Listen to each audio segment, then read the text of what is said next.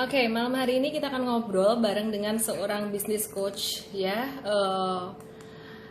bareng dengan Pak Humphrey. Jadi malam hari ini kita akan ngobrol tentang saham, nggak cuma saham, kita akan ngobrol juga tentang bisnis, tentang tips bisnis gitu. Jadi akhir-akhir ini saya sering nih nge-live bareng business coach gitu ya. Karena tujuannya apa? Tujuannya supaya kita bisa saling melengkapi. Jadi bisnis ini bukan cuma bisnis pasif aja di pasar saham, tapi juga bisnis aktif. Oke, sambil teman-teman tulis pertanyaan di situ boleh juga ya. Oke, YouTube Live enggak YouTube Live, ternyata aku belum terbiasa nge-live dua ini. Jadi next time aja YouTube Live-nya ya. Ini di Instagram aja gitu. Oke. Aku akan invite Pak Humphrey sebentar lagi. Sabtu ini teman-teman nggak ada seminar online diskon Vagansa karena Sabtu ini ada workshop ya, ada workshop Super Trader. Jadi teman-teman yang mau daftar ke workshop Super Trader langsung aja ke sini ya. Cuman karena pandemi ini kan di online kan, jadi beberapa ininya juga gratisannya juga berbeda gitu, bonusnya berbeda gitu ya. Jadi teman-teman yang mau daftar workshop Super Trader langsung ke ellendesmith.com/supertrader, dan khusus malam hari ini nanti giveaway-nya 3 orang dapat workshop Super Trader gratis, 7 orang dapat IM Trade 15 hari. Gitu ya. Oke, kita akan langsung invite Pak Coach ya, panggilnya Coach Humphrey Rusli. Breeze ini sahamnya liar banget ya, tadi kita ada cut loss juga. Oke, sebelum kita bahas tanya jawab saham malam hari ini ya, kita kenalan dulu dong dengan Coach Humphrey. Halo Coach. Selamat malam Bu Ellen, selamat malam. Malah saya yang diundang ini. Iya dong. Thank you. Oke. Thank you. Malam ini kita ngobrol-ngobrol ya. Panggil aku Ellen aja apa? Oke. Oke, siap, nah, siap Ellen. Jadi Coach Humphrey, malam ini kita mau ngobrolin tentang apa nih? Pastinya nanti aku juga akan bakal nanya-nanya Coach Humphrey tentang bisnis, beberapa tips bisnis gitu ya. Nah, kalau Coach Humphrey sendiri mungkin mau memperkenalkan diri dulu, terus kemudian nanti mulai dengan beberapa pertanyaan yang Coach udah siapkan gitu. Siap. Jadi thank you teman-teman. Ini sebetulnya saya yang mengundang Ellen. Ini saya ada satu sharing dulu sebelum kita mulai ya. Jadi ponakan istri saya itu, jadi anaknya dari adik istri saya itu namanya Ellen. Karena terinspirasi oleh Ellen May. Jadi kita beneran. Jadi ini bukan ngada-ngada, memang betulan. Jadi namanya Ellen itu karena waktu itu saya tanya sama ipar saya kan, adik istri saya tanya, ini kenapa Ellen? Oh ini loh bukunya Ellen May. Jadi ini waktu itu saham. Jadi halo, yes? Halo. Enggak ya? Dengar ya. Jadi terinspirasi banget, terus akhirnya dikasih nama Ellen. Jadi saya dari dulu itu tergiang-giang terus Ellen gitu terus. Jadi aku menghantui. Enggak. Hilarious, very inspiring juga sih. Teman-teman kalau punya anak cowok dinamain Humphrey, namanya keren juga nih. Itu susah, nama saya susah ejaannya, susah banget. Di KTP keliru nanti, di paspor keliru, jadi repot nanti.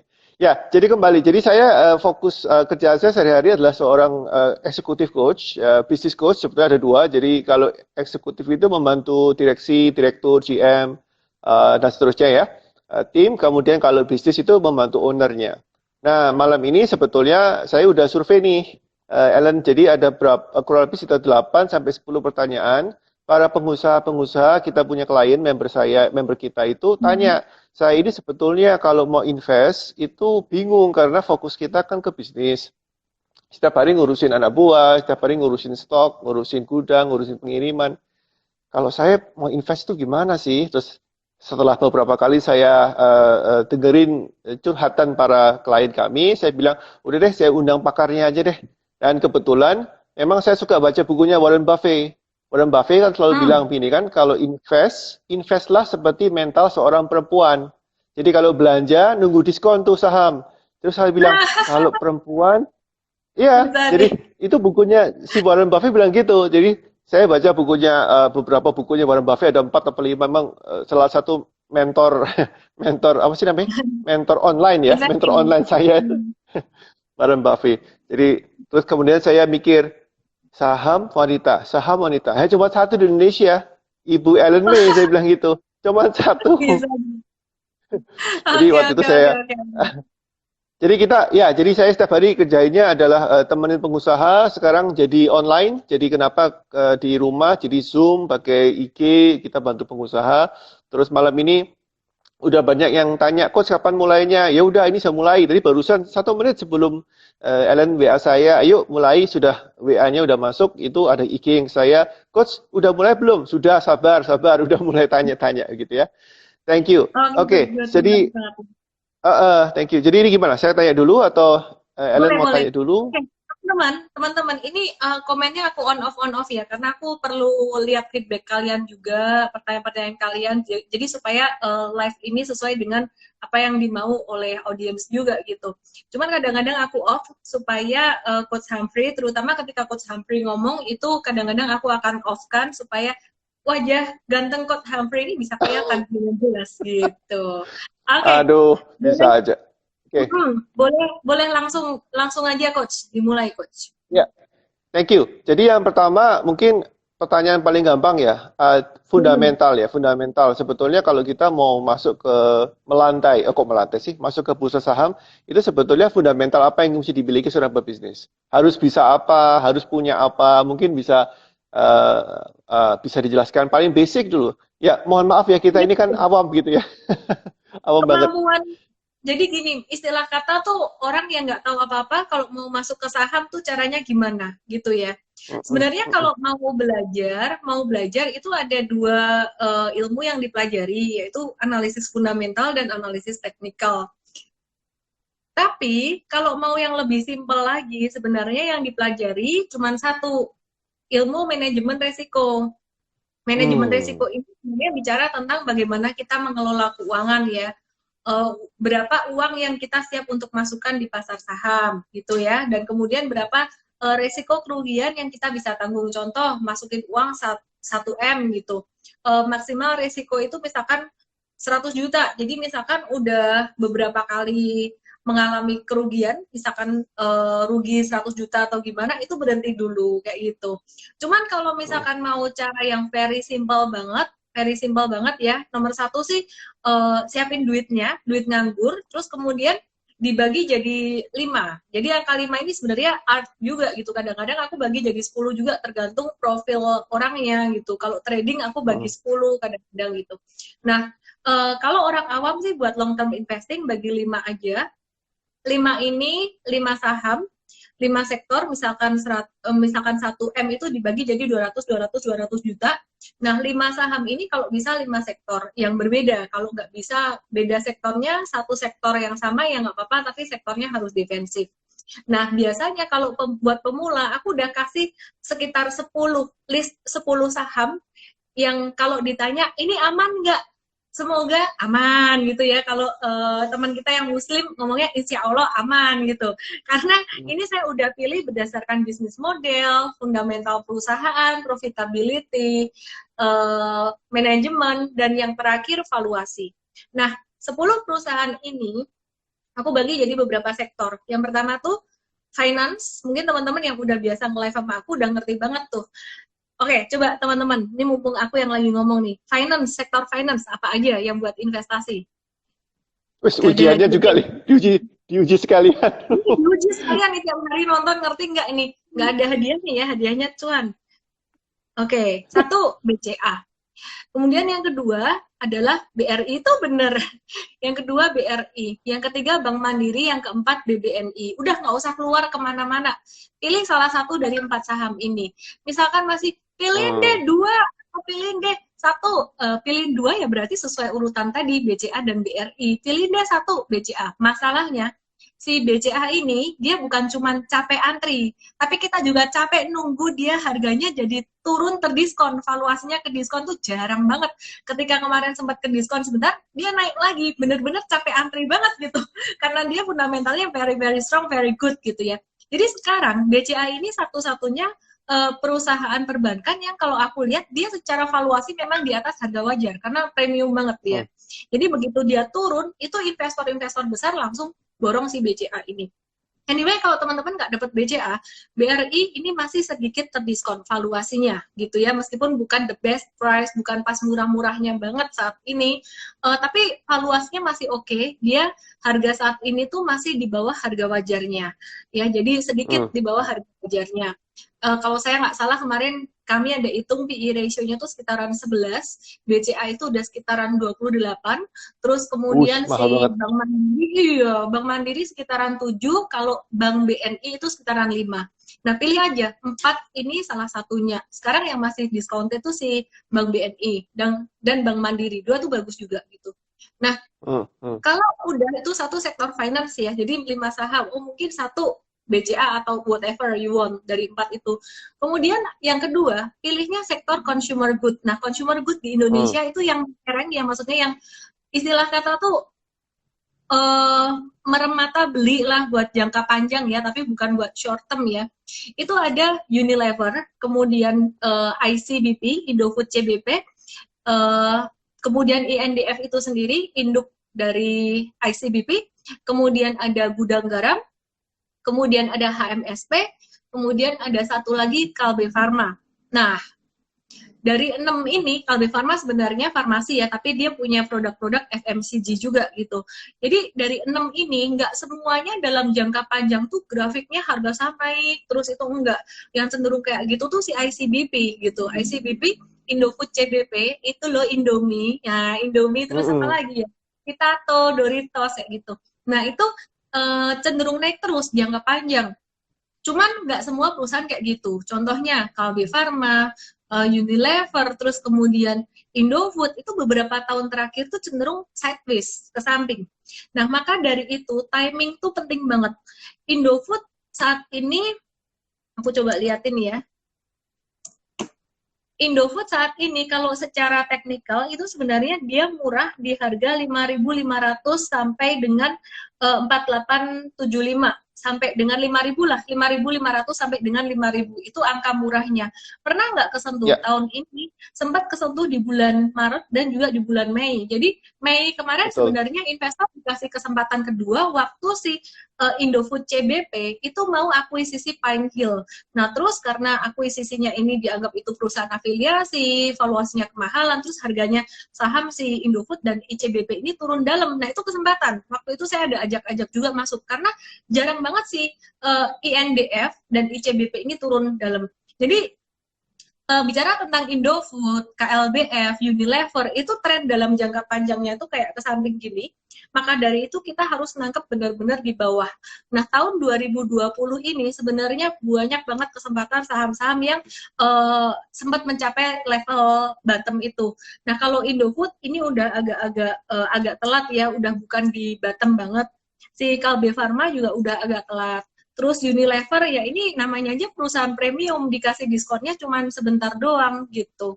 Nah, kalau teman-teman mau beli meskipun sekarang udah agak telat ya it's better than never lah gitu. Karena tahun ini memang tahun diskon. Jadi diskon masih terdiskon nggak? Masih, tapi udah nggak, diskonnya udah nggak yang paling murah banget gitu ya. Oke. Terus kemudian kita bisa tambahkan sektor yang lainnya. Consumer good ada yang masih murah. HM Sampurna itu masih murah, baik secara teknikal maupun secara valuasinya, gitu. Terus kemudian sektor yang ketiga itu telekomunikasi, itu TLKM doang. Nah, itu bisa masuk. Yang keempat, Astra International. Astra ini udah nggak murah-murah amat secara harga. Kalau secara valuasi masih sedikit terdiskon gitu. Nah, yang terakhir, poin yang terakhir ini satu yang terakhir ini bebas teman-teman, nggak harus perusahaan blue chip, nggak harus perusahaan big caps. Ini boleh perusahaan yang teman-teman suka gitu, tapi porsinya jangan terlalu gede. Jadi paling enggak tuh kayak 20% aja lah. Contohnya apa? Contohnya nih Sido Muncul, kemarin habis keluar laporan keuangan nih ya, yang terbaru. Nah, Sido Muncul nih menarik ini Coach. Mungkin nanti bisa di-review juga secara bisnis ya, gimana si Sido Muncul ini bisa perform. Sampai aku buatin TikToknya kemarin. Ini masih ada nih. Aku masih ada buat bikin Oh, TikTok kemarin. Ya, iya. jadi yang menarik ya dari si Sido Muncul ini, dia itu justru malah labanya pada kuartal 2 bulan Juni kemarin itu lebih tinggi daripada laba bulan Juni tahun 2019, cuman beda 2% Hmm, aja gitu. hmm. Yang aku bingung, ini kan pandemi, dia juga terdampak dong, meskipun ini orang-orang takut pergi dokter sekarang, takut ketular COVID, dia minum tolak angin, oke lah mungkin gara-gara itu. Tapi kalau dilihat sebenarnya kenaikan penjualannya itu bukan karena si tolak angin ini. Kenaikan penjualannya itu dari FMCG dan juga dari farmasi yang lain. Kalau dari jamunya malah nggak terlalu naik gitu. Nah, yang menarik si Sido Muncul ini, manajemennya bagus. Bagusnya gimana? Sido Muncul ini dia utangnya kecil, dia cash ratio-nya gede, kemampuan dia bayar utang jangka pendek itu bagus banget gitu. Jadi si Hmm. Sido Muncul ini pandai melakukan efisiensi, ngirit buat perusahaan itu ya. Ah, Jadi tahu masa pandemi susah, dia mulai ini efisiensi. Nah, itu boleh ditambahkan untuk portofolio investasi jangka panjang. Nah, kira-kira kayak gitu sih. Jadi kalau ada perusahaan yang second liner, bukan perusahaan yang di dalam 10 list saya itu boleh ya salah satunya Sido Muncul, tolak angin. Nah, sudah hari muncul. ini nanti saya mau bikin bahas TikToknya. TikTok kok berat ya? TikTok kok berat, tapi ada juga yang mau nonton tuh, aku bingung juga. Jadi hari ini aku mau bahas tentang si BJBR versus BJTM itu tadi. Hmm, Tapi kita bahas hmm, nanti satu-satu. Kepanjangan nih ngomong saham. Jadi itu tadi buat teman-teman Coach Humphrey, kalau misalkan mau hmm. mulai di saham dan nggak mau pusing kayak analisis fundamental, teknikal tuh aku udah pilihin sahamnya. Satu dari Tuh, sektor perbankan, 4 tadi ya. Kemudian yang kedua dari sektor consumer good, aku udah pilihin juga beberapa tadi dari Unilever, HMSP, GGRM, Kalbe Pharma, terus apa lagi ya tadi Indofood, kemudian Indofood Indofood. CBP, ya terus kemudian ada Telkom, Telekomunikasi, dan Astra International. Udah itu aja. Jadi make things simple, mereka bisa kerja, mereka bisa ini. Kecuali mau trading. Kalau mau trading, pilihan sahamnya tuh beda-beda gitu. Harus mau belajar Hmm, juga. Makanya aku ada bikin IM Trade, itu solusi buat yang mau trading tapi belajarnya gimana ya? Trading itu kan butuh latihan setiap hari. Jadi harus ada mentor yang nemenin setiap hari. Ya itu sih kita jadi betul, manfaat. betul, Oke, betul. lanjut Coach Humphrey. Gantian aku yang nanya Coach Humphrey nih. Ya, Gitu thank ya. you, Ting.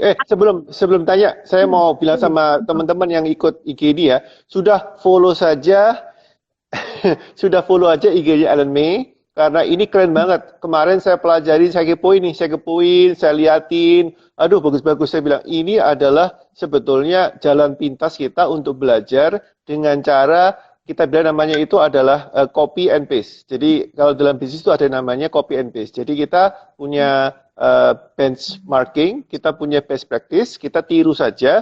Nah, di dalam saham, saya lihat yang paling familiar, paling enak diikuti itu punyanya Ellen May. Ini bukan promosi ya, tapi kenapa kok saya berusaha mengundang Ellen May? Karena paling gampang banget. Betul nggak? Setuju nggak? Ini yang ngomong semua pasti bilang setuju banget itu. Jadi yang paling gampang untuk di-copy, ditiru itu Ellen May. Nanti kalau sudah lebih canggih, bolehlah beranalisa sendiri, gitu ya? Kan kira-kira begitu. Ya. Nah, Jadi, oke, sekarang gantian deh. gantian yang aku mau nanya ya gitu. Jadi Ya, teman-teman ya, ya. semuanya ini kan eh, semua udah terbiasa berinvestasi saham ya, yang follower aku gitu.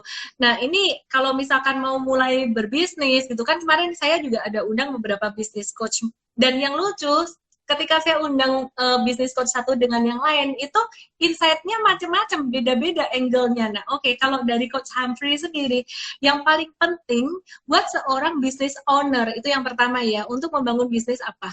Dan yang kedua adalah apa yang penting buat eksekutif untuk memajukan perusahaan yang dia ikut itu. Ya, oke, mulai dulu ya yang bisnis ya.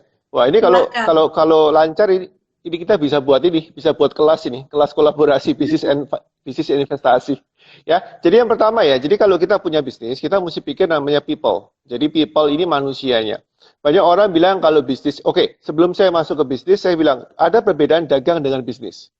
Kalau bisnis itu fokusnya adalah membentuk aset. Kalau dagang tuh fokusnya cuan. Ini mirip banget dengan trading sama long term. Persis banget. Jadi kalau kita mau dagang, kita fokusnya ke cuan. Jadi misalkan saya kulaknya 50.000, saya jualnya 60.000. Itu dagang. That's it.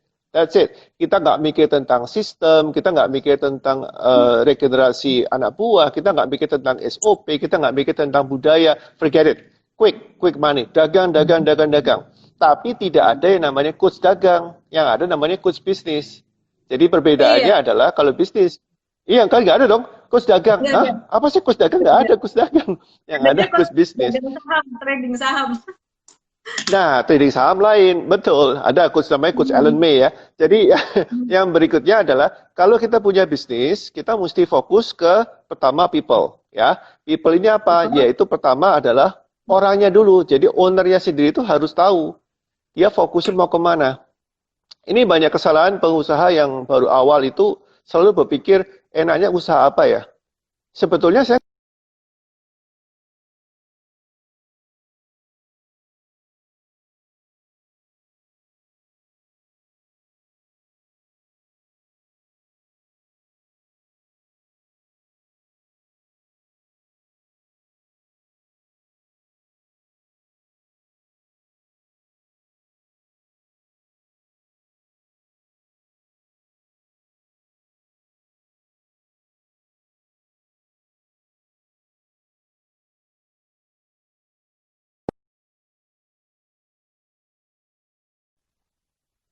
Halo. halo, oke, Oke, siap. akhirnya nyala lagi. Oke, gimana Coach? Diulang aja. Itu saya, bukan saya. Tadi Bukan balik saya ke kan? Atau people, dia putus bener. bukan ya? Yang tadi people itu. Oh iya iya iya. Oke, siap Hmm, siap. Jadi oke. Tadi saya kira putus. Oke, memang jadi putus tadi Coach. saya mana? Jadi nomor satu emang putus ya. Oke, dari tempat dari bisnis sebetulnya kita mesti lihat apa sih yang sebetulnya market lagi kepingin. Jadi masih misalnya gini, market lagi fokus kemana sekarang? Market lagi fokus untuk membetulkan, membenahi misalkan ada kontraktor misalkan. Fokusnya adalah untuk menambah jumlah rumah atau memperbaiki rumah. Itu beda. Jadi kalau kita lihat marketnya lagi banyak nih mau investasi rumah segala macam, maka seorang kontraktor harus fokus untuk menambah jumlah unit. Paling gampang begitu ya. Tapi kalau banyak bilang, enggak, aku lagi nggak mau menambah jumlah unit, saya lagi memperbaiki atau renovasi rumah, maka pasarnya berubah lagi.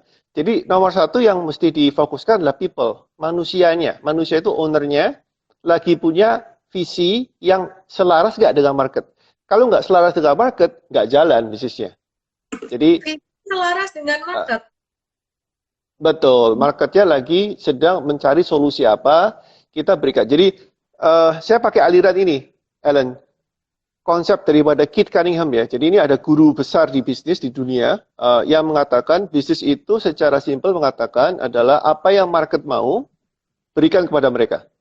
Jadi find out what they want and give it to them. Jadi apa yang mereka mau kita berikan.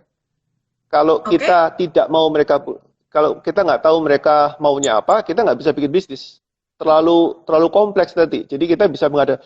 Tapi gini, kemudian saya dibantah nih sama orang-orang, coach itu yang namanya Steve Jobs itu dulu zamannya, ingat nggak BlackBerry segala macam, kemudian Apple muncul. Apple itu kan merombak semua yang namanya BlackBerry. BlackBerry itu kan tombolnya banyak. Apple cuma one button home. Kok bisa Steve Jobs? Kemudian ada yang namanya Richard Branson. Kemudian ada Tesla yang mobilnya pakai. Itu kan semuanya marketnya belum minta dia buat dan sukses. Ya, saya bilang berapa banyak sih yang sukses dengan cara seperti itu? Cuma sedikit 0,0000001% orang yang diberkati dengan jenius seperti itu. Ya, jadi kalau sisanya seperti saya, seperti teman-teman, fokus untuk ke market apa yang sedang dibutuhkan market. Oke. Ya. Ini menarik ini menarik. Aku suka banget nih ya. Jadi aku salah sebentar nggak apa-apa ya. Tadi aku note dulu yang Ya. pertama adalah visi dari owner itu harus selaras dengan kebutuhan pasar. Bicara tentang Steve Jobs, bicara tentang Apple. Mungkin tadi banyak orang yang bilang itu Steve Jobs dia nggak ini nggak sesuai kebutuhan market tuh dia pakai satu tombol doang. Waktu itu BlackBerry kan rame-ramenya banyak tombol. Sebenarnya gini, mungkin di sini ada satu kesalahpahaman dari kalimat kalimat yang mengatakan bahwa pahami kebutuhan pasar. Mungkin banyak orang ya yang berusaha meniru BlackBerry itu justru mereka nggak ngerti kebutuhan orang sebenarnya apa. Jadi Steve Jobs yang sudah melakukan riset, mungkin dia justru melihat bahwa, sebenarnya yang dibutuhkan orang bukan itu loh. Yang dibutuhkan orang adalah simplicity. Jadi jangan jadi business owner, jangan Anda jadi apapun, jadi inventor, itu ngikutin aja kompetitor arahnya kemana. Kesalahan terbesar business owner, sorry ya, aku ini sotoy nih. Ya jadi kesalahan terbesar business owner adalah ngikutin kompetitor ngelakuin ini diikutin, kompetitor ngelakuin itu diikutin. Pengen sukses seperti Coach Humphrey lakuin apa diikutin. Cuma berpikir untuk melakukan sesuatu yang berbeda. Dan yang menarik nih Coach, aku sih antara sedih dan bangga juga sih ya. Jadi aku punya layanan. Dulu kan sebenarnya namanya bukan M-Trade ya, dulu namanya adalah Premium Access gitu. Nah, ini diikutin orang sampai plek kan namanya plek, isi sahamnya juga diambil plek. Terus saya berpikir, wah bangga dong gue. Kenapa? Trendsetter nih. Ya udah, saya mencoba membuat satu yang lain. Saya buat lagi yang lain. Coba diikutin lagi sampai akhirnya saya membuat yang baru terus saya kembangkan sampai akhirnya si orang ini nggak bisa ngikutin lagi. So whatever gitu loh. Jadi maksud saya adalah kalau Anda berada di posisi yang Anda diikutin orang terus, ya bangga aja, seneng aja. Tapi jangan pernah Anda berada di posisi yang Anda ngebuntut kompetitor Anda atau Anda ngebuntut orang lain yang Anda anggap wah ini keren. Jadi tapi jangan ini juga. Saya bukan mengatakan bahwa ketika Anda berbisnis, jadilah sesuatu yang berbeda tapi nggak sesuai kebutuhan pasar, itu sama aja bohong. Jadi aku sempat baca buku si Steve Jobs. Steve Jobs itu menarik banget. Di satu bukunya dia ya Coach ya, dia tuh ngomong gini, kan ada di interview ditanya orang, gimana cara kamu tahu kebutuhan market? Apakah kamu tanya usermu? Apakah kamu tanya ke market itu, hey kamu butuh apa? Dia bilang gini, kita nggak nanya ke user, karena user itu they don't know what they want. Mereka nggak ngerti maunya gimana gitu. Jadi dia yang melihat problemnya kayak gini, dia yang menciptakan solusi. Ya ini mungkin agak complicated, tapi semoga ini. Tadi kata copy paste-nya bukan copy paste yang kayak gitu juga gitu. ATM, amati, tiru, dan modifikasi. Kira-kira kayak gitulah. Oke, lanjutin Coach. Sorry tadi aku nyela karena tahu-tahu keinget sesuatu nih gitu. Coach tadi kalau yang pertama buat bisnis itu kan yang paling penting adalah ownernya, visinya harus selaras dengan kebutuhan pasar. Nah, kemudian poin yang kedua di dalam bisnis apa? Ya, yang kedua adalah kita harus membuat sebuah movement. Ya, movement ini gerakan sebetulnya ya. Jadi kalau misalkan sebetulnya masih nyambung dengan Steve Jobs. Banyak pengusaha itu yang dalam bisnisnya tidak membuat gerakan. Misalkan gerakan inilah, gerakan paling gampang inilah ya. Saya punya teman satu usahanya cuman gampang banget jualan obat apa vitamin untuk memperlancar ASI. Dia membuat movement. Ayo ibu-ibu, ayo dong anaknya harus dikasihin ASI selama minimal sekian bulan dan seterusnya dan seterusnya. Gerakan ini luar biasa banget. Sehingga akhirnya orang mengikuti gerakan itu baru beli produknya. Ellen, this is so powerful. Nah, banyak pengusaha tidak membuat movement. Dia mencari fokus untuk cuan, which is kembali ke jebakan dagang. Kalau you mau cuan-cuan aja, jangan bikin bisnis. You dagang aja udah. Gitu ya, karena lebih simpel ya, fokusnya kan duit, kemudian ownernya kaya, bisnisnya nggak ada, ditinggal lagi. Nah, apa arti dagangnya nggak usah dipertahankan sebagaimana mestinya.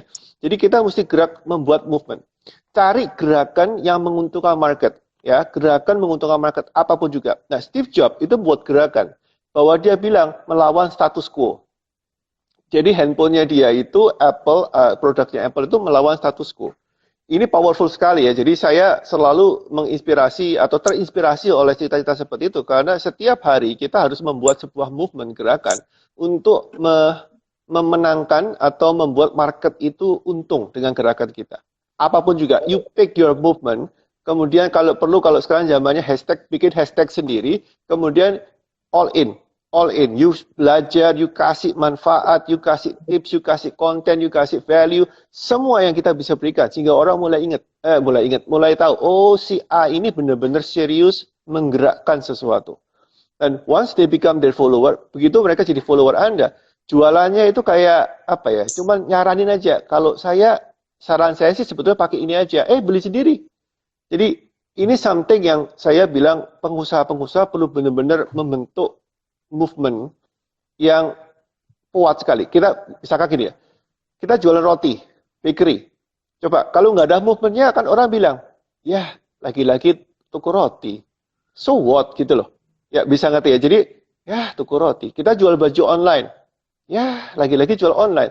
And seperti kita ketahui toko baju online itu luar biasa banyak. Amazing banyaknya. Kalau kita lihat berapa banyak akun jualan baju online, itu sampai muntah-muntah Helen, lihatnya, ini gimana caranya jualnya?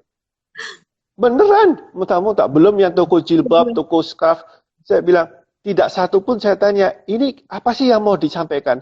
So tadi pagi atau kemarin, saya lupa ya, kemarin pagi saya bikin vlog, yaitu tentang, hari ini, tadi pagi, saya bilang, kalau konsumen Anda nggak tahu apa yang Anda lakukan. Mereka tahu apa yang Anda jual. Mereka ngerti yang dijual baju. Tapi they do not know what you are doing. Klien saya bilang, enggak kok mereka tahu saya jualan baju. Iya, mereka tahu you jualan baju. Tapi di balik baju itu pesannya apa? Terus saya bilang, maksudnya gimana sih? Contoh misalkan, Anda jualan baju. Khusus untuk baju yang alergi kulitnya sensitif.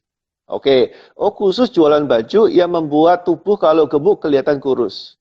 Jadi, what is the message? Apa pesan yang Anda mau lakukan dengan jualan baju itu? Dan ini banyak orang miss the point. Dia cuma bilang, ini baju bagus, saya akan menjual dengan harga lebih murah sedikit dari kompetitor. And they end up price war. Nah, ini kembali lagi, kalau ada perusahaan yang seperti itu, dan dia melantai di bursa saham, saya nggak akan beli sahamnya. Kenapa? Karena hancur pasti. Pasti hancur. Dia punya profit tambah lama tambah mati, dia punya market tambah lama tambah kecil. So, number 2 adalah movement. This is very, very important. What is the movement?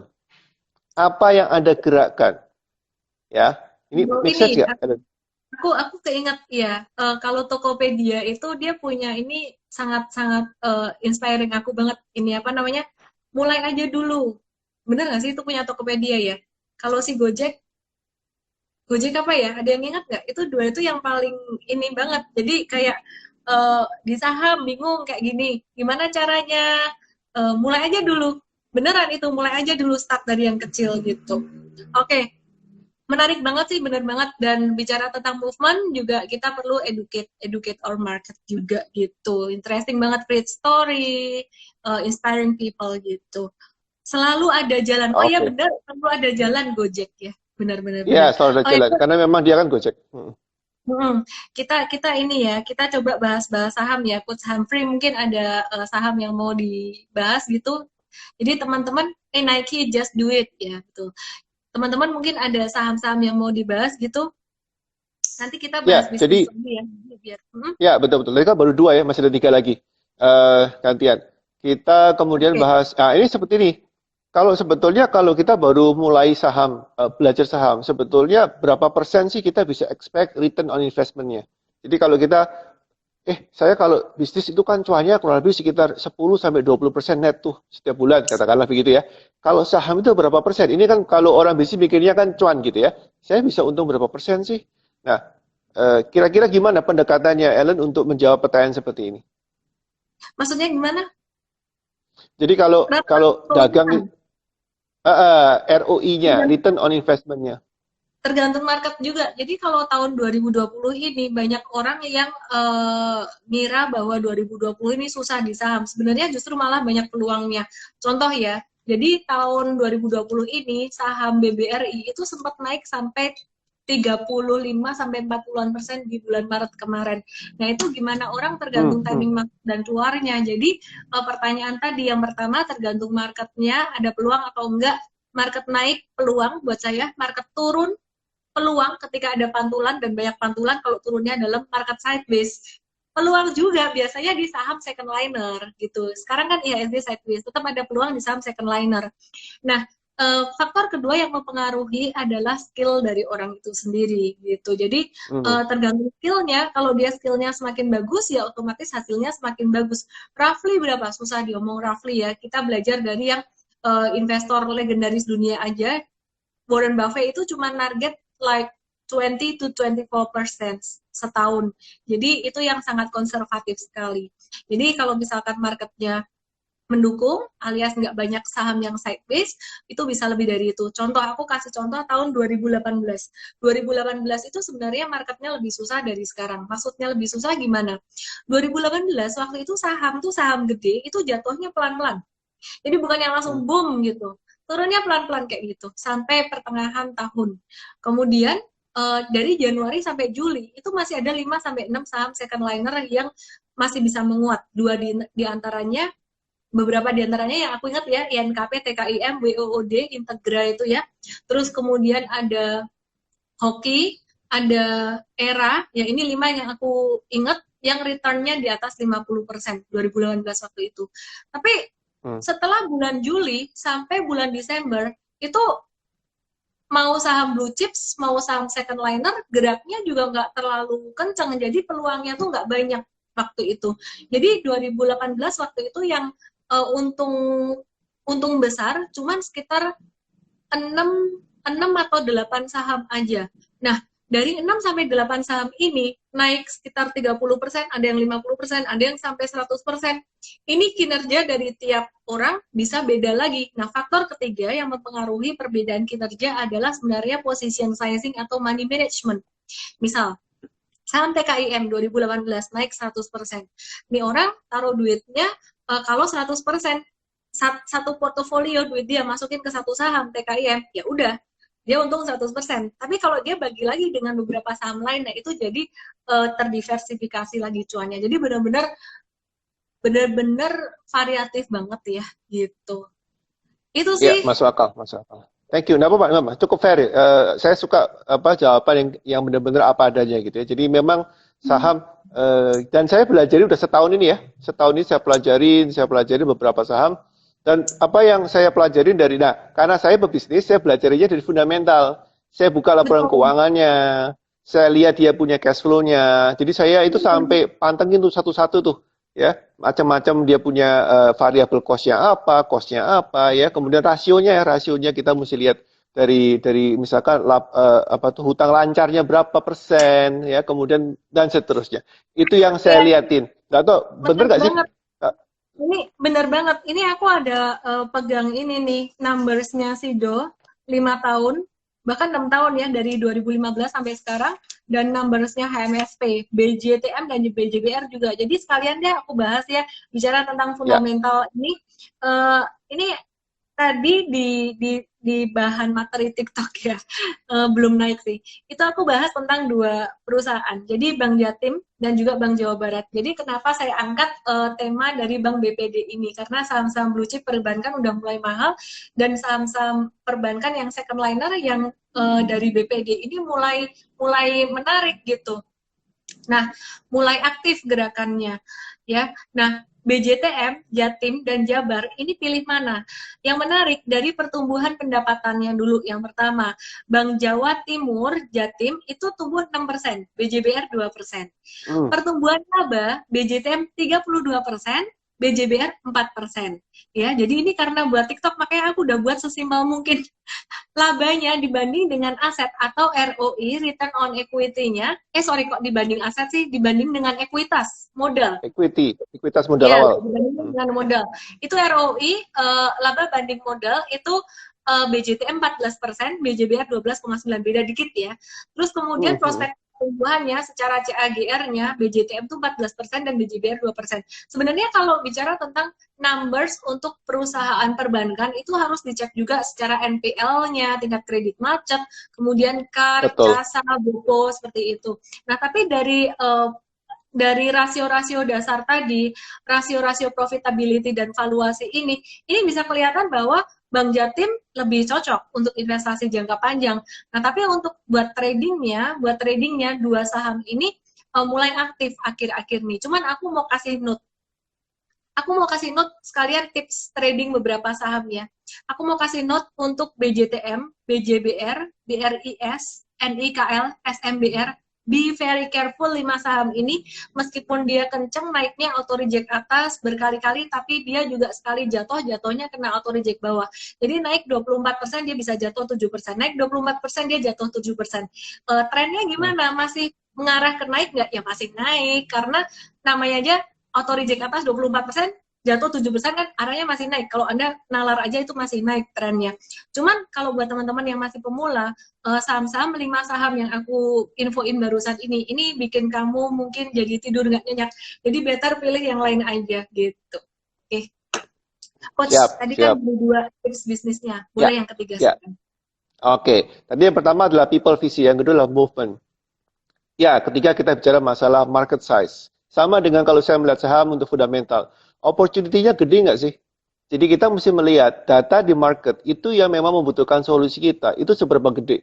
Apakah cuma satu kampung, satu kabupaten, satu kelurahan, satu kota, satu negara, 2 negara, berapa banyak? Nah, ini kita perlu cek. Ada banyak data yang kita bisa cek. Dan sekarang dengan sosial media, kalau zaman dulu ya 15-20 tahun lalu, susah. Kita mesti ke Badan Pusat Statistik BPS tuh. Badan Pusat Statistik kita mesti cek berapa banyak wanita pekerja. Misalkan kita marketnya adalah wanita pekerja. Berapa banyak wanita ibu rumah tangga. Berapa banyak ibu rumah tangga umur sekian sampai sekian. Kita mesti cek semua. Nah, jadi opportunity atau kesempatannya seberapa gede. Kalau gede banget, baru kita berani yang namanya taruh saham, taruh modal, kok saham, taruh modal lebih besar. Jadi kita invest lebih besar. Ya, jadi itu agak teknikal hitungannya, tapi intinya adalah kalau semakin tinggi opportunity-nya, semakin gede kita bisa taruh modal. Ini kan banyak yang tanya nih sama saya, Coach, kalau saya bisnis utang apa enggak nih? Utang bank atau apa? Saya bilang, kok tanya utang dulu? Itu opportunity-nya. Kalau kesempatannya cuma satu kampung, yuk utang sama bank, ya mabok saya bilang. Kesempatan untuk dapat uangnya terlalu sedikit. Saya bilang, yuk mesti lihat marketnya gede apa enggak. Sudah muncul, kenapa kok bisa gede? Ya karena yang minum jamu satu Indonesia. Ya, yang nggak bisa di. Iya itu. Mestinya kita di endorse ya. Mesti kita di endorse udah muncul ini. Nah, anyway, jadi posisinya opportunity-nya harus gede banget. Baru kita kemudian masuk ke yang keempat, risikonya gede nggak? Maksudnya risiko gini. Tadi kan 1, 2, 3 opportunity. Yang keempat risiko nih. Risiko itu artinya apa? Kalau kita invest uang di situ, seberapa gampang kompetitor meniru. Kalau gampang banget ditiru, kita mesti bikin pertahanan. Ya, kita mesti bikin budaya bisnis yang kuat, kita bisa bikin tim yang solid, kita mesti bikin sistem yang efisien. Itu semua pertahanan. Jadi banyak orang mikir, oh coach, saya itu buat sistem supaya perusahaan kita cuman biar rapi, efisien. Yes, tapi itu pertahanan. Kalau bisnis kita itu banyak pesaing yang mudah sekali meniru. Kita harus bikin sistem pertahanan kayak pertahanan tubuh lah. Jadi barrier to entry-nya harus bagus. Kalau nggak bagus, kita keserang ya KO juga. Ya, risikonya seberapa gede.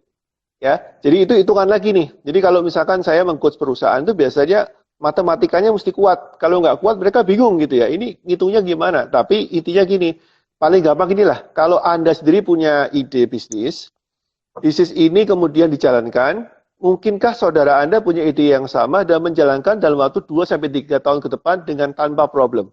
Nirunya cepat nggak? Jadi kalau rasionya nirunya dalam 2 tahun bisa dapat bisnis baru lagi satu, itu bahaya. Berarti gampang banget ditiru. Gampang banget. Kenapa Coca-Cola? Ini this is something ya. Kalau di dunia kan Coca-Cola tuh. Warren Buffett punya saham gila-gilaan di Coca-Cola. Ya, kalau Coca-Cola itu kan cuman, kalau kita bayangin ya, anak kecil aja diajarin di sekolah. Gimana cara bikin Coca-Cola dengan sugar, dipanaskan karamel, dikasih soda, jadi. Orang bilang, kalau begitu gampang, anak SD aja bisa bikin Coca-Cola. Kenapa Coca-Cola nggak bisa ditumbangkan? Karena Coca-Cola punya jaringan, punya distribusi, punya gudang, punya pabrik di seluruh dunia. Yang kalau you mau mengalah ke Coca-Cola, you mesti taruh uang 60 miliar dolar. Kemarin dihitung, 60 M dolar itu berarti berapa tuh? 900 triliun rupiah. Baru you bisa goyang. Sekarang pertanyaannya, you punya uang segitu nggak? Oh nggak ada, ya udah jangan masuk. Artinya apa? Coca-Cola memiliki barrier to entry yang gede banget. Nah, ini jadi masalah teknikal ini ya. Semoga nggak membosankan sih. Jadi nggak bosan, justru bermanfaat banget.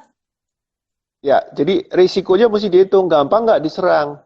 Makanya kemarin tadi saya bilang kan, aduh, kenapa ya semua orang nih bikin online baju semua, baju semua. Saya tuh bingung gitu ya. Ini apa sih maksudnya? Kenapa orang semua jualan baju, jualan jilbab, jualan apa? Ya, ya bukan salah sih, cuma saya tanya. Terus di mana tuh story-nya? Di mana movement-nya? Apa maksudnya ini bikin baju seperti ini? Oh ya nggak ada sih coach, ya cuma dagang aja. Oke, kalau dagang that's it, no problem. Cuma kalau dagang aja, bisakah kita melawan Tokopedia? Bisakah kita melawan marketplace? That's another problem. Betul nggak, Ellen? Kalau nggak, kita Benar. KU juga loh. Jadi kita bilang, waduh, kepentok kiri, kepentok kanan, akhirnya stres semua gitu ya. Yang Oke, menarik itu gini itu ya. loh. Aku Gimana aku gimana? mau bahas dikit ya. Tadi kan coach bilang ya banyak orang jualan baju, semua jualan baju ini jualan jilbab dan pasti laku gitu. Em, ada yang bilang bahwa kamu kalau bisnis itu ya jangan di red ocean bantai-bantaian pesaing ini. Kamu di blue ocean aja. Blue ocean tuh sedikit pemainnya. Cuman ya Cuman ya kalau aku perhatikan dari teman-temanku yang main di Red Ocean itu justru mereka gampang banget cuannya loh. Mau bantai-bantian gimana tetap untung ya. Tapi sekali lagi kalau misalkan punya pembeda, punya nilai tambah pasti lebih bagus ya. Coach, aku mau nanya tentang tadi kan dari tadi ada bicara tentang sistem ya. Gimana cara bikin bisnis sistem tapi jangan dibahas dulu. Bahas nanti ya. Oke, oke. Ya, ya, ya. Nanti bahas nanti. Ini aku mau bahas pertanyaan dari teman-teman dulu yang udah penasaran banget sama beberapa saham. Aku sampai ketawa tadi, masa nanyanya tuh BTPS, BETE kayak gitu ya, pinter-pinternya mereka menarik perhatian saya nih. Oke, BTPS hari ini naik kencang 5,86%, baru bangun dari tidurnya. Jadi buat teman-teman yang kamu patah hati dengan BRIS, kenapa patah hati? BRIS tadi kita cut loss, saya juga cut loss gitu. Naiknya kencang, ya aku masih punya nggak ya? Kayaknya tadi cut loss juga, pokoknya M-Trade cut loss tadi ya.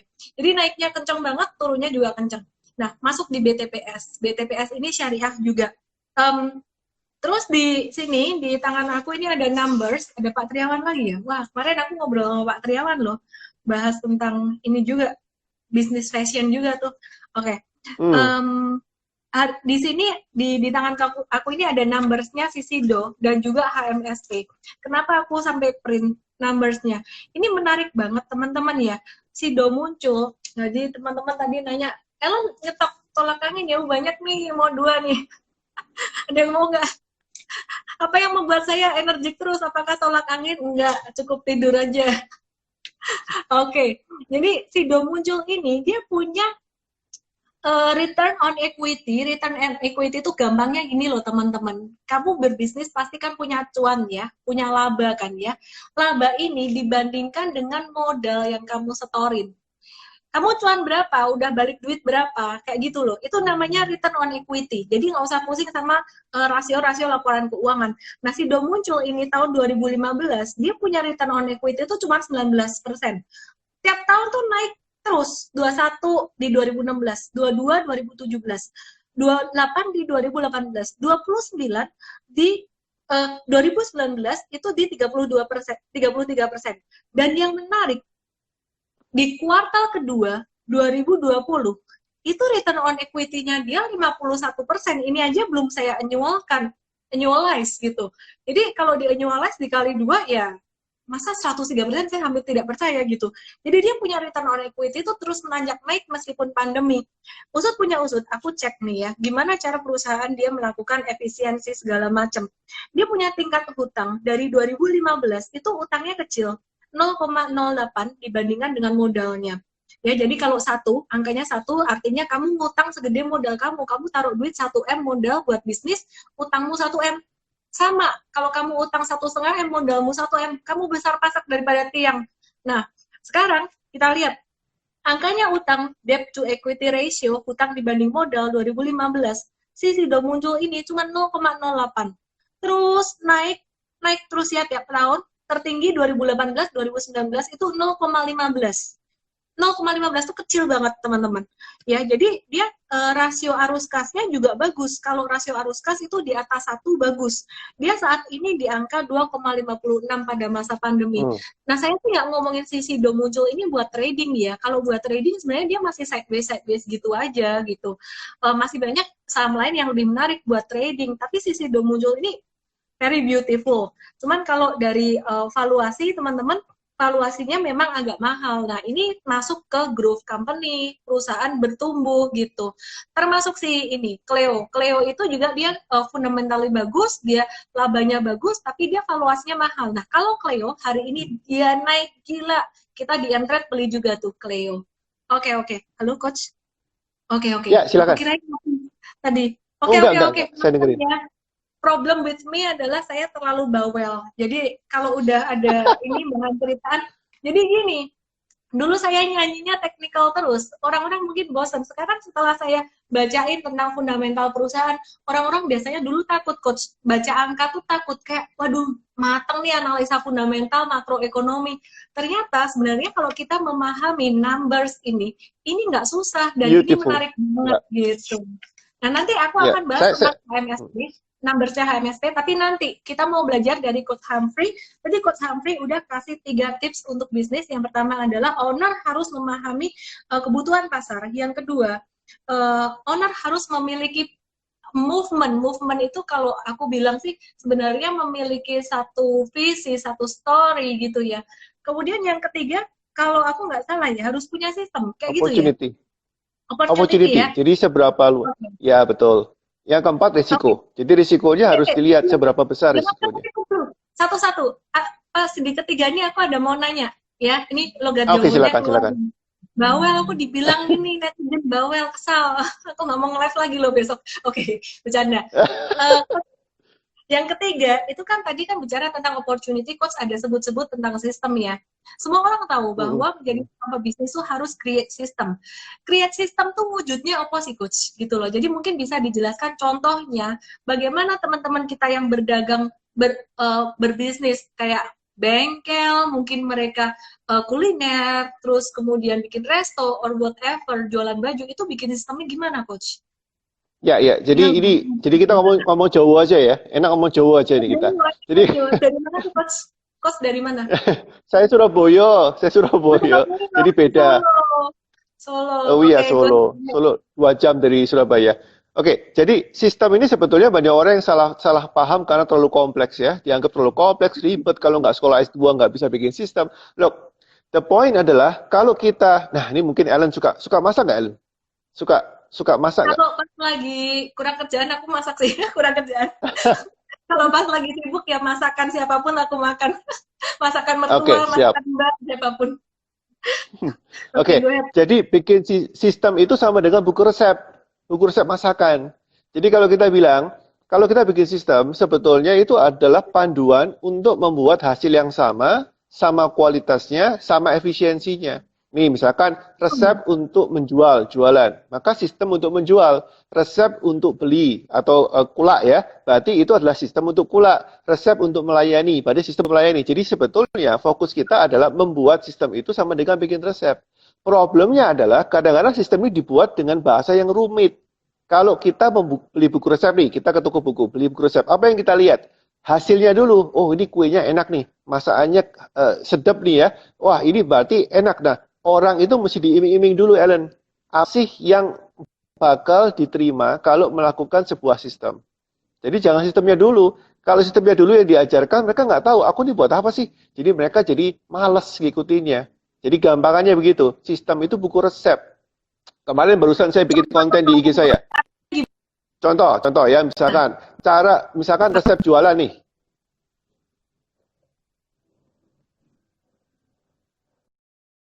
Halo, Ellen.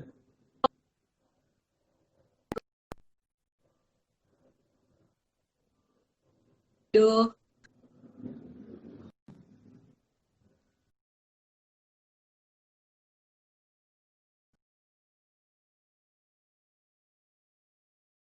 Waduh, kok putus? Oke, lanjut. Lanjut. Agak macet ya, Ellen ya? Teman-teman yang lihat saya macet apa enggak ya? Mungkin saya yang masalah ya? Aku dengar. Lanjut aja. Oke. Jadi lanjut ya, dengar ya. Jadi contoh misalkan kita bikin resep yaitu SOP tentang penjualan. Paling gampang kita jualan kan? Misalnya hilang, ya lagi down, lagi susah. Oke, lanjut. Halo? Oke, lanjut. Berarti teman-teman dengar ya. Oke. Jadi pertama kita bikin resep untuk jualan deh. Ya, paling gampang kita bikin jualan resep. Apa sih yang pertama kita mesti lakukan? Yang lakukan adalah kita mesti tiru penjualan yang paling berhasil melalui siapa. Kita punya sales apa, siapa, yang sukses menjual itu siapa. Kita mesti tentukan dulu. Ya. Jadi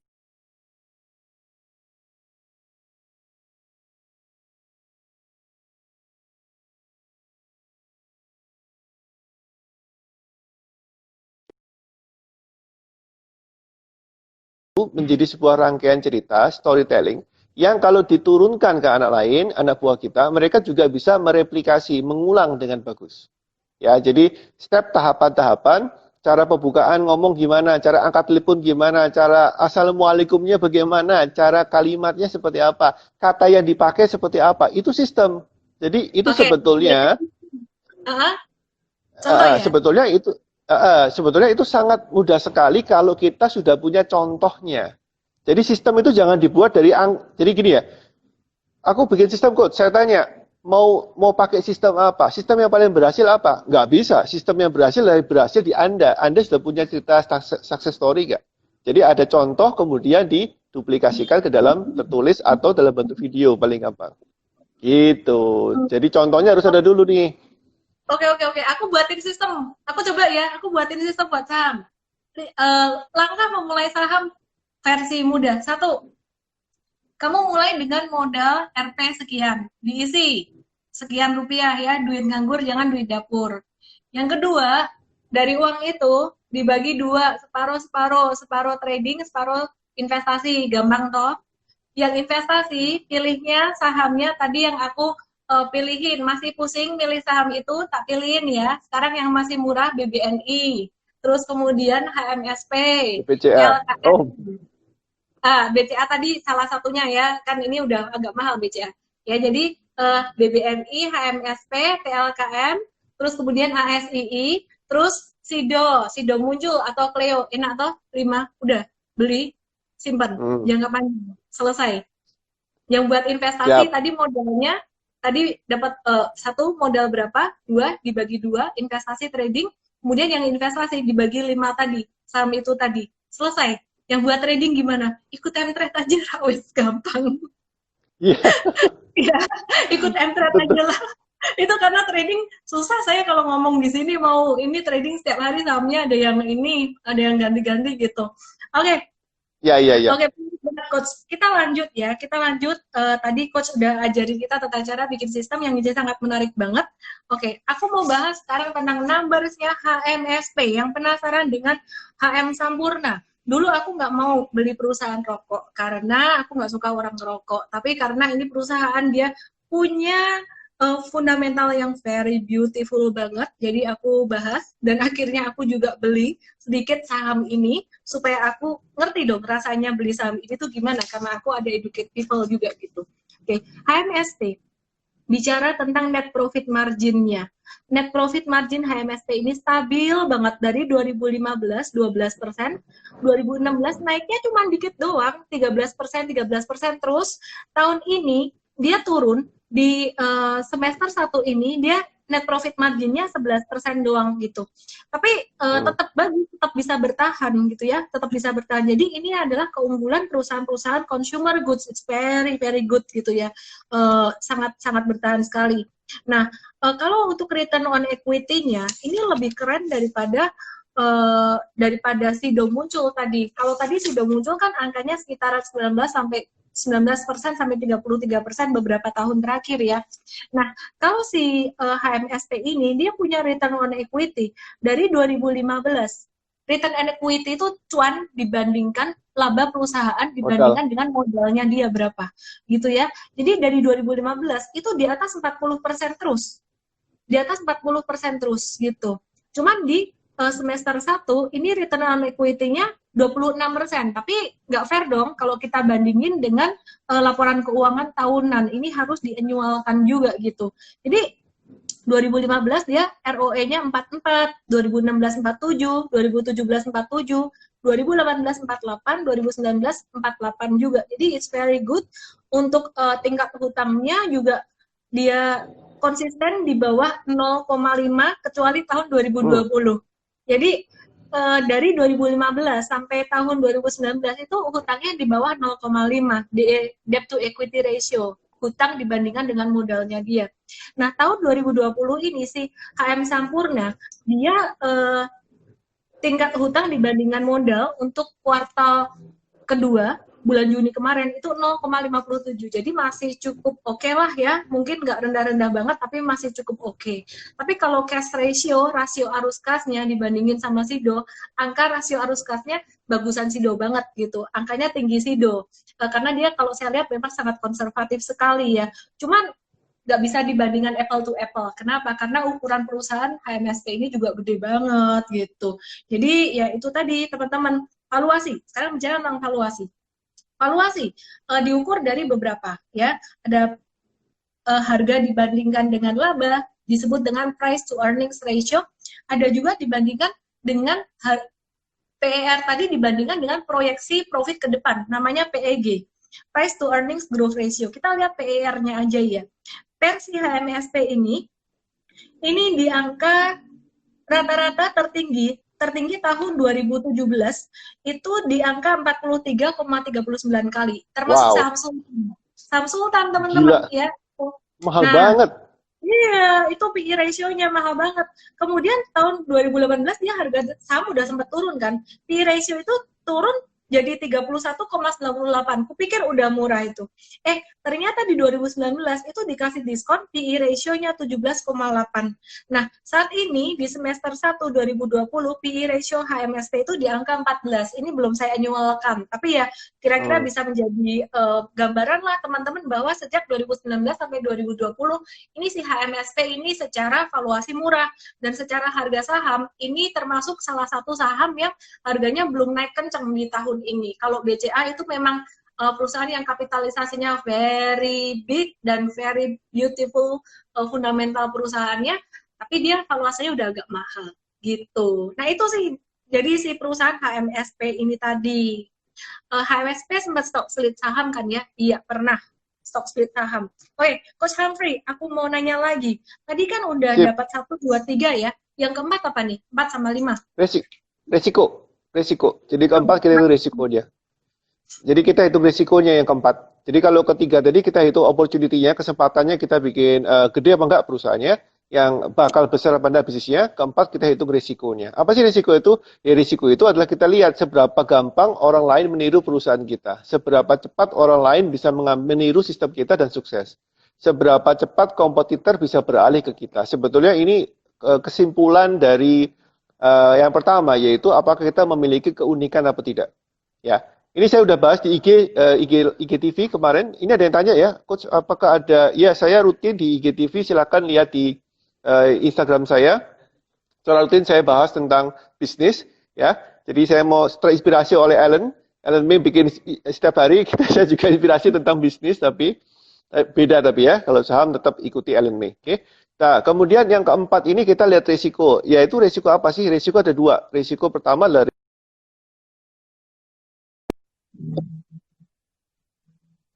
otomatis risikonya lebih sedikit. Kalau kita perlu uang besar, semakin besar modal harus ditanam, semakin sedikit orang yang punya uang sebesar itu. Jadi kalau uangnya itu semakin gede yang ditaruh di perusahaan, risiko untuk diserang oleh kompetitor semakin sedikit. Risiko kalau uang kita semakin sedikit masuk ke perusahaan, semakin besar risiko diserang karena semua orang juga bisa punya uang yang sedikit untuk jadi bisnis. Ya, semoga masuk akal ya. Jadi kalau kita bilang modalnya gede, sebetulnya itu bagus karena nggak semua orang punya modal gede. Ya, tadi saya ceritakan Coca-Cola misalkan. Coca-Cola itu gampang banget ditiru kan, anak SMP, anak SMA aja bisa buat pakai caramelize gula dikasih soda jadi. Tapi punya nggak uang 60 miliar dolar? Punya nggak uang 1000 triliun untuk membentuk jaringan supaya distribusi Coca-Cola seluruh dunia? Nggak mungkin kan? Ya udah, berarti nggak bisa. Ya, jadi yang keempat itu risiko.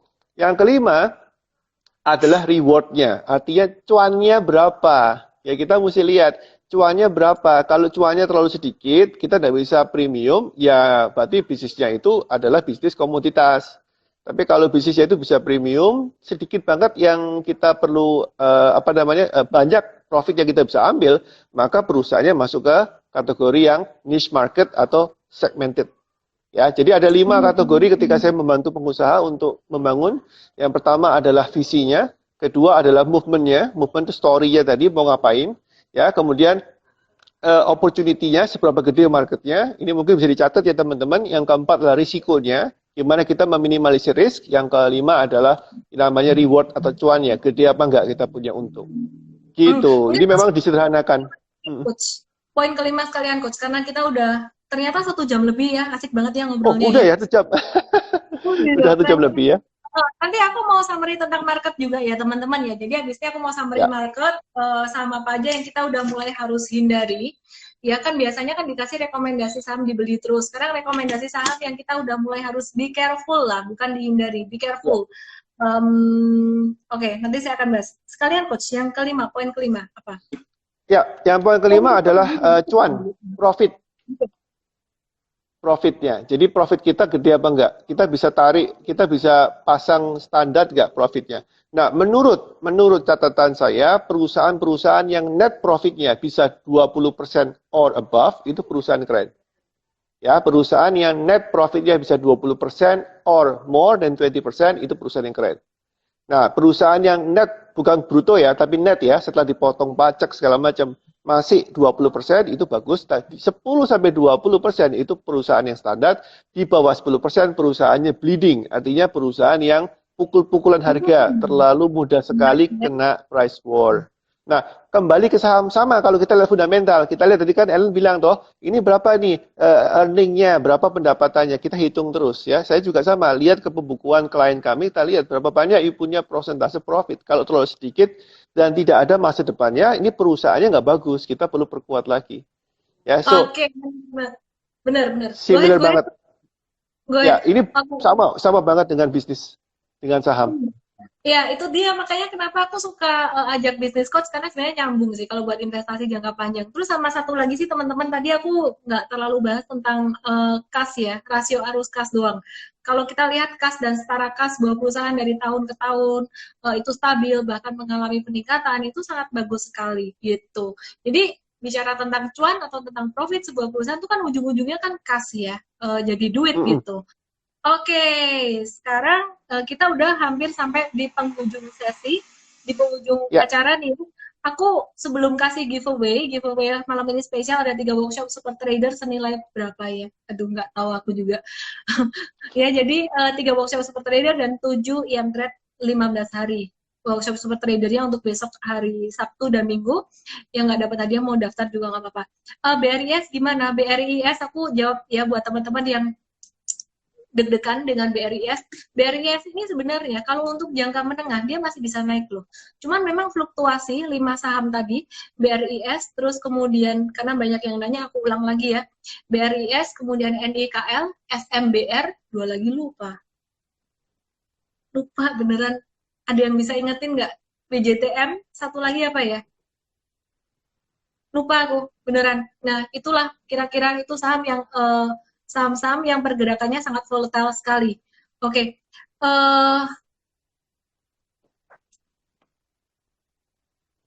Untuk perusahaan telekomunikasi, ada yang nanya tadi, ISAT dan EXCL gimana? Keluar aja, kalau teman-teman ada beli 2 itu, sorry ya, kalau misalkan ada manajemen, ini konteksnya trading ini. Ya, jadi konteksnya trading, si ISAT dan Excel ini trennya udah mulai turun lagi, dia jatuhnya tadi juga jatuh dengan volumenya yang lumayan gitu. Jadi kalau misalkan ada ISAT dan juga ada EXCL, ini boleh out dulu daripada kamu rugi semakin banyak ya. Sedangkan kalau investasi jangka panjang di telekomunikasi Indonesia nggak masalah. Semakin murah itu boleh semakin dibeli untuk long term investing. Oke. Aku mau ingetin teman-teman, kan udah di dekat giveaway, biasa yang nonton jadi fokus ya. Penting banget. IHSG ini udah overbought. Overbought itu artinya udah kemahalan. Udah kemahalan artinya upside atau potensi naik itu udah nggak banyak. Sehingga bulan Agustus nanti, tinggal 2-3 hari lagi masuk Agustus, kemungkinan untuk IHSG turun itu lebih besar daripada naik. Kalau saya salah, bagus dong. Bagus dong kalau saya salah ternyata IHSG naik. At least saya udah ingetin teman-teman untuk lebih jaga resiko. Ya, jadi ciri-cirinya apa? Ciri-cirinya di monthly chart itu udah deket banget sama resisten, IHSG udah naik 4 bulan berturut-turut. Kemudian kalau saya perhatikan, kebangkitan saham-saham second liner, saham-saham yang kecil-kecil bangkit-bangkit semua naik gila-gilaan, itu tanda tarikan terakhir. Apa yang harus dilakukan buat trader? Tetap ikutin M-Trade. Ya, jadi kita ngomong apa, beli apa, jualan, profit taking, gimana, Nats?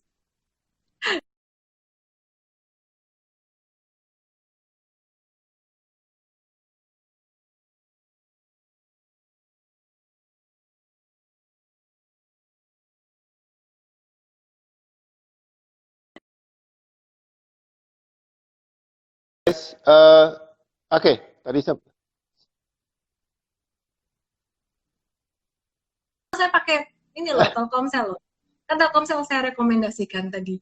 Oke, jadi iya. teman-teman, balik lagi ya teman-teman ya, yang trading, kita masih tetap trading kok ya, tapi kita cuan bungkus gitu aja. Oke, kita mau masuk dalam giveaway.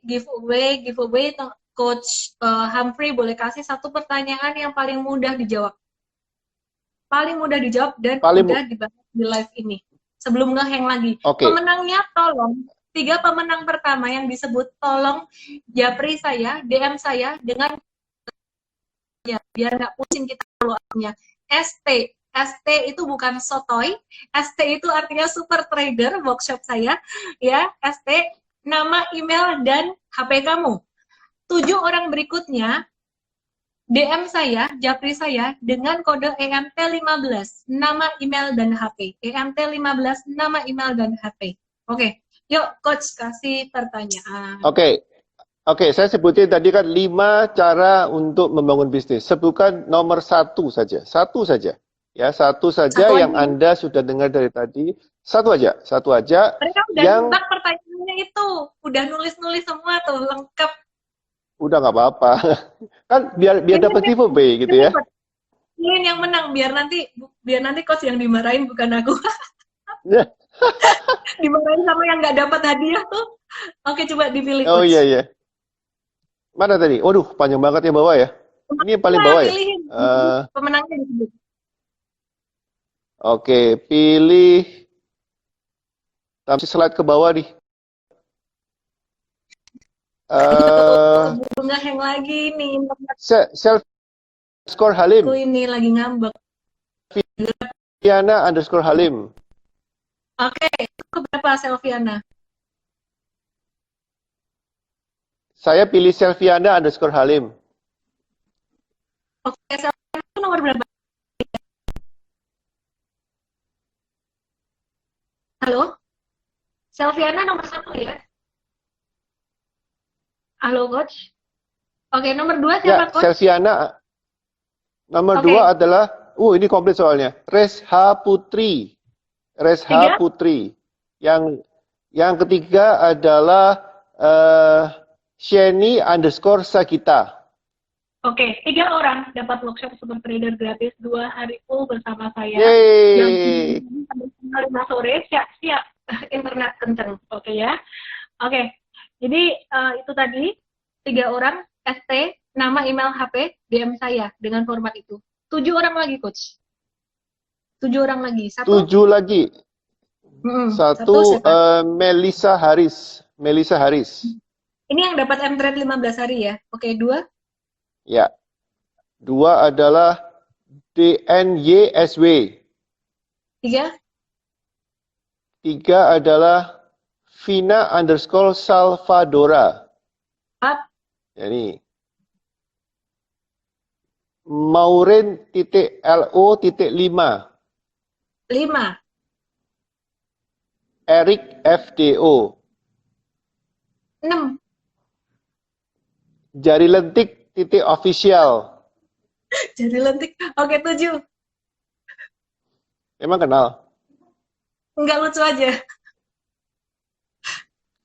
Tadi berapa? Nomor 5 ya? Terakhir Kemudian sekarang ketujuh. Terakhir. Oke, Hans Hanz titik az titik azhar 24 Hans titik azhar 24. Oke, sip deh. Thank you Coach Humphrey. Thank you buat semuanya yang udah nyimak. 7 orang terakhir DM aku dengan format MT15 nama email dan HP. Teman-teman semuanya, Sabtu ini kita nggak ada seminar online diskon Vaganza. Kita akan ada workshop Super Trader.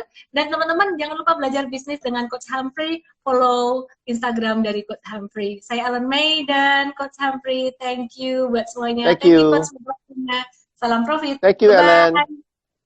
Bye-bye. Coach, bentar coach.